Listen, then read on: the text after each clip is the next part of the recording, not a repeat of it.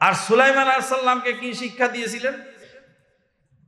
পশু পাখির ভাষা, সমস্ত প্রাণীকুলের ভাষা শিক্ষা দিয়েছিলেন এবং বাতাসের উপর দিয়ে তিনি উড়ে যেতেন, সেই বিদ্যাও আল্লাহ পাক তাকে শিক্ষা দিয়েছিলেন।